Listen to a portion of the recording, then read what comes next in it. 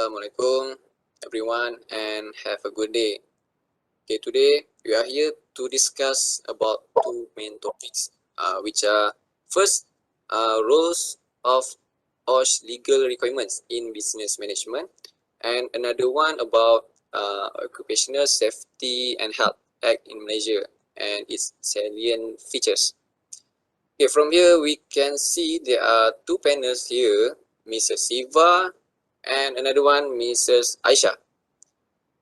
Regardless on this topic, which are rules of OSH legal requirement and business management and Occupational Safety and Health Act in Malaysia, also known as OSHA, and its salient features. We need to discuss about these main two topics. Okay, my first question, we go through to the first topic, rules of OSH legal requirement in business management. Okay, my first question is, we are currently developing an OSH management system for our company. What are the elements and processes we need to bear in mind? Mr. Siva, can you explain more about this? Okay, thank you, Zul. That was a good question. Firstly, I just want to briefly explain about the legal requirements of business management. Okay, safety and health in a workplace is a shared responsibility. Employees should provide workers with safety-related information and training to ensure that they understand the hazards and the importance of the safety measure applied, such as wearing a personal protective equipment, PPE. Workers in turn should adopt safety measures, including the use of personal protective equipment. The idea of prevention should be given top attention by both management and employees. The employers, in consulting with workers and their representatives, should set out in writing in OSHA's policy, which should be divided into 5. And the first one is specific to the organizations and appropriate to its size and nature of its activities. And the second one is concise, clearly written, dated, and made effective by signature for endorsements of the employer or the most senior accountable person in the organization. And third one is the communicate and readily accessible to all persons at the place of work.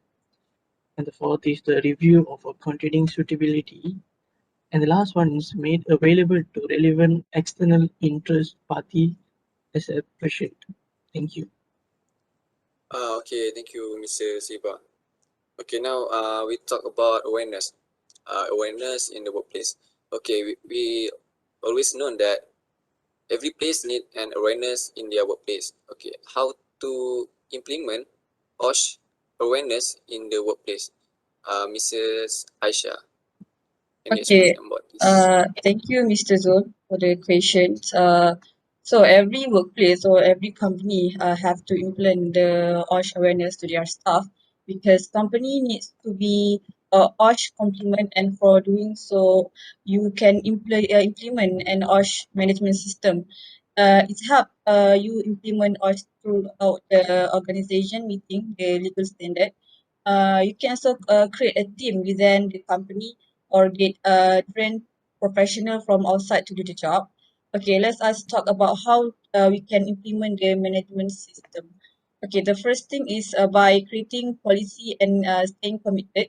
The first thing that you need to do is draft a policy that ensure all the section of OSH are addressed. The policy, once finalized, should be published within the organization.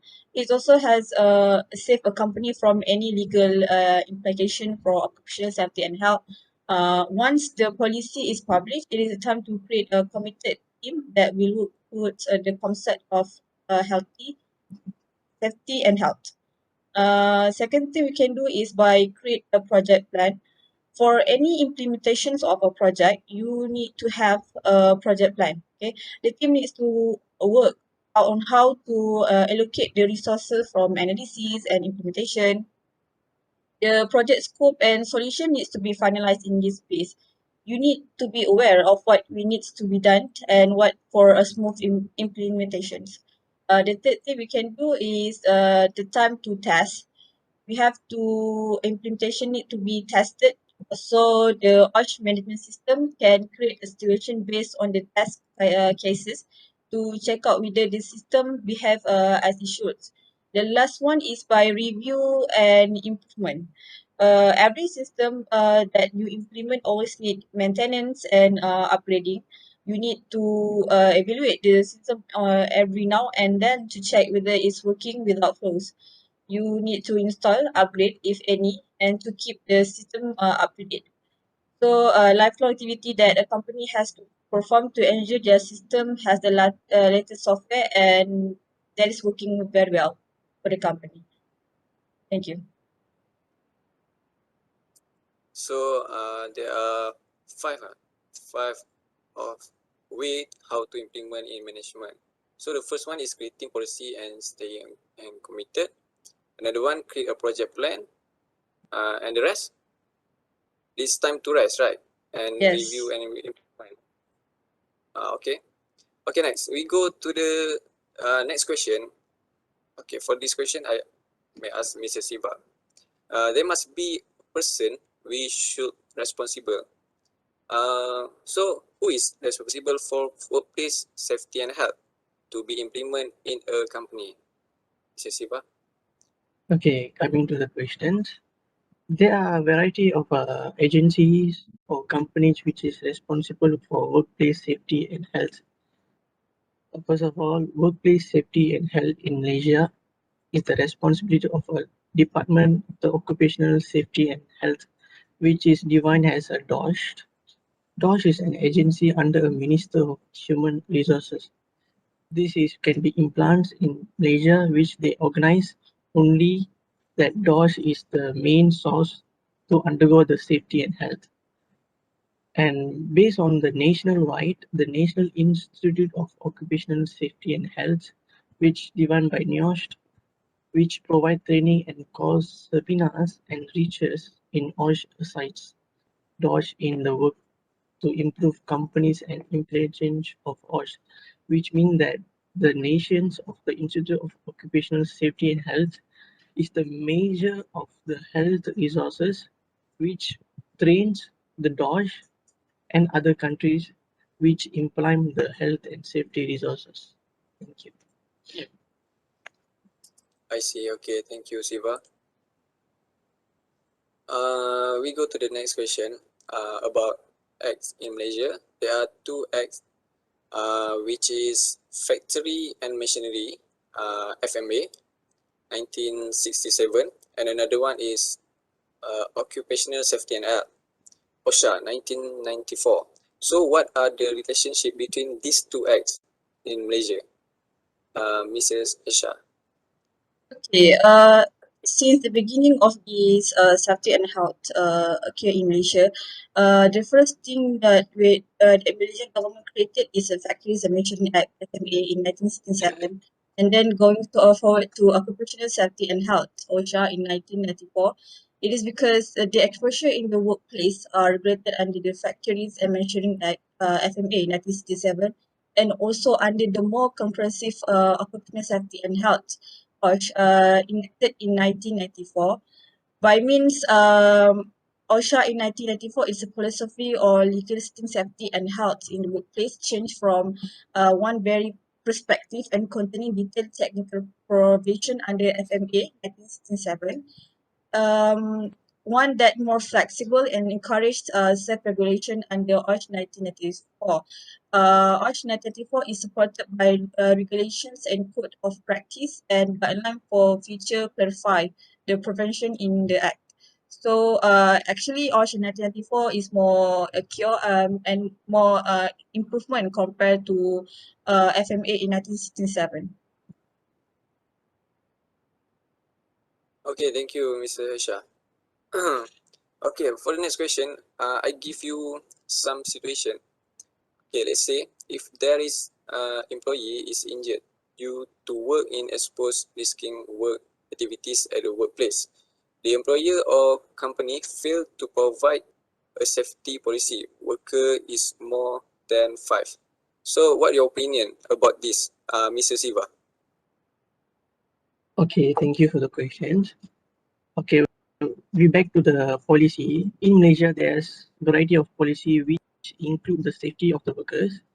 So when we refer to the section 16, 17, and 18, stated that companies and employees must be provided a safety policy which the workers is more than 5. And the second point is to ensure other persons are not exposed to risks from activities at works at days, which we have to be responsibility for the risk and must provide a safety environment to the workers. And the three is the maintaining the information on aspect of works activities that could affect safety and health of a liable is fine of RM 50K or 2 years imprisonment or both when contrary with section 50, 16, 17 or 18, which explain that the consequences of the work activities that could affect the safety of health, we can find up to 50 or 2 years, which they will be more conscious about the prisonments of both when contrary with section like 16, 17 and 18. Thank you. Okay, thank you, Mr. Siva. So that's all about our first main topic, which is roles of OSH legal requirement and business management. Okay, next, we talk about second question that we need to discuss, which is occupational salient features.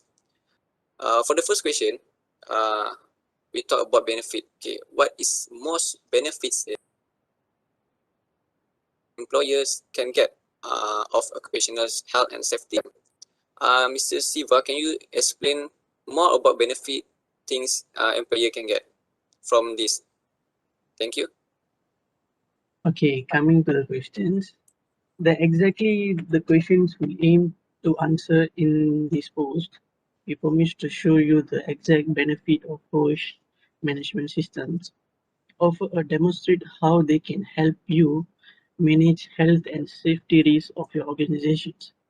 There are 10 benefits that can I tell you of an occupational health and safety management system are. The first one is the improve of health and safety performance.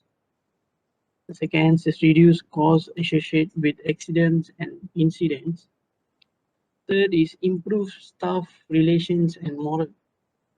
The next is improve business efficiency. And the next one is to improve public image and PR. Besides that, to lower the insurance premiums. Furthermore, the easier access to a finance. And next is includes regulatory compliance. And then improve confidence between the workers and the managers and everyone. And the last one is both corporate and social responsibility. Thank you. These I are see. 10 benefits. So there are many benefits for employers. So can you give me the most benefits? Five only.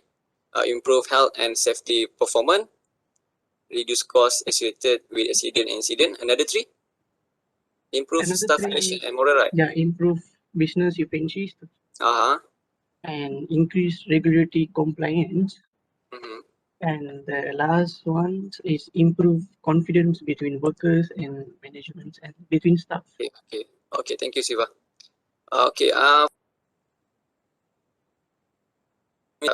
for the next question, we all know that Occupational Safety and Health Act 1994, also known as Act 514. So these two acts is same actually. So what is the purpose of Act 514, Mrs. Aisha? Okay, what is the purpose of Act 514? Is to secure the safety, health, and welfare of person at work against hazard and risk arising out of the activities of person at work, and also to protect person at a workplace other than person at work against risks arising out of the activities of person at work. and then to promote an occupational environment for person at work which is adapted to their psychological and psychological needs. The last one, these act are provided to associated occupational safety and health regulations may be progressively replaced by a system of regulations and approved industry codes of practice operating in combination with the provisions of the act designed to maintain or improve the standard of safety and health. So all of these are the purpose of Act 514. All of them are giving the best and the good condition for OSH 1994. Okay, thank you, Aisha. So they can secure the safety of that person. Another one, protect that person and promote occupational environment for that person. Yes. Okay, okay, Aisha. Okay, for the next question, Mr. Siva. Okay, OSHA have their own authority. Uh, we need to discuss about the role of authority in OSHA. Can you explain about this, Mr. Siva? Okay, as we know that DOSH is the major Department of Occupational Safety and Health in Malaysia, and the government department under the Minister of Human Resources Malaysia is responsible for through enforcement and promotions works those employees, self-employed person, manufacturer, designers, importers, suppliers, and employees to always practice safe and health work culture and always comply with the existing regulations, guidelines, and codes of practice in relation to occupational safety and health. And the second one also we know that DOSH also evaluate the review and legalization policies, guidelines and codes of practice from time to time pertaining the occupational safety, health and welfare as a basic ensuring safety and health at work. Furthermore, DOSH also secretarial to Nation Council of Occupational Safety and Health, a council established under a Section 8 of the Occupational Safety and Health Act 1994. And lastly, the Nation Council for Occupational Safety and Health should have a power to do all things expendable of reasonable, necessary for incidents to be carrying out to be object on this act. Okay, Mr. Siva. Thank you for that explanation. Okay, now we talk about the implementation that being used by OSHA. So what the implementation being used in OSHA, Mrs. Aisha? Okay, in OSH has made a regulation. Every company that has more than 5 persons are required to have the OSH act on their company by legislation to arrange a writing safety and health policy for their worker. And the objective is to demonstrate the commitment of the employer or company to ensure safety and health in the workplace. And safety and health policy must be taken into account when making decisions or performing work activities of the organization, daily work, or any accident happen in the workplace. Safety and health policy must be taken into the situation. And the law also specifies the general duties of employers, self-employed person, manufacturers, designers, and supplier, employees, the establishment of the safety and health commit, the appointment of a safety health officer, and enforce the investigations and offense at the workplace. So all of these are the benefits of implementations in our workplace. Okay, thank you, Mrs. Aisha. So we talk about Master Plan 2020. Mr. Siva, what your opinion about the main about OSH Master Plan 2020? Okay, based on the Malaysian's plans, which is DOSH is, has a set of aims in executing in master plan, which is a 5 years plan each with themes of focus which detains OSH objective and the measurements of success. Previous master plans had considered an ownership of self-regulations. The current plan, which was launched in 2016 and concluded on 31 December this year, has sought to bring about a prevention culture. The plan contains three keys of objective. The first objective is to reduce the rate of work-related death by 10%. And the second objective is to reduce the rate of occupational accidents by 10%. And the last objective is to increase the reporting of occupational disease by 30%. However, to realize this master plan, support from many parties such as workers, employers, employee associations, OSH practitioners, and the government is necessary. Everyone must actively participate and understand their rights to a safe and healthy working environment, and the goal need to be respect all the levels from the top management all the way to the individual workers. Okay, thank you, Mr. Siva. Okay, next we go to the last question. Okay, as we all know, every organization or company, they have their own mission and vision, right? So, Mrs. Aisha, can you explain about the mission and vision that are created based on the occupational safety and health? Okay, every companies or manufacturer has their own missions and visions actually. But in this occupational safety and health, they produce one of the new vision to all of the company, which is Vision Zero, was introduced by the International Social Security Association, ISSA, to reduce workplace incidents and occupational disease. Vision Zero belief is that accident and disease have causes can be prevented. It integrate three-dimension safety, health, and well-being. ISA has developed resources to support the Vision Zero campaigns, has introduced the seven golden rules. There are leadership through the commitment, hazard identification for better risk management, define target in the developing programs, being well organized to ensure the safety and health system, ensure safety health when using machines and equipment in workplace, improve qualifications of competency of people, and motivate them to participate. Um, this program has initiative been adopted by 2,000 companies, 500 national regulations and global organizations, as well as over 500 OSH trainers around the world. In Malaysia, 9 organizations are registered as a Vision Zero partner, including the SOCSO, Department of Occupational Safety and Health, DOSH, National Institute of Occupational Safety and Health, NIOSH, University Malaya, Malaysian Society for Occupational Safety and Health. Malaysia will join other countries from Europe, North and South America, Africa, and Asia, including Singapore and Thailand. Which has launched Vision Zero. Being part of the Vision Zero initiative allow institutions and company in Malaysia to join a global movement to promote workplace safety and health, thus improving OSH India organization. Thank you.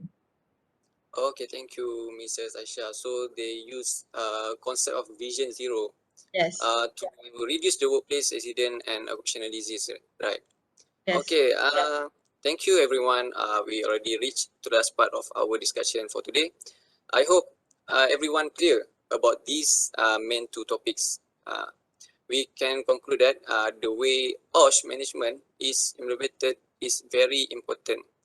So thank you to our panel, Mr. Siva and Mrs. Aisha, for lending your free time to join our forum today. Okay, I hope those explanations give clear-cut information to our audience.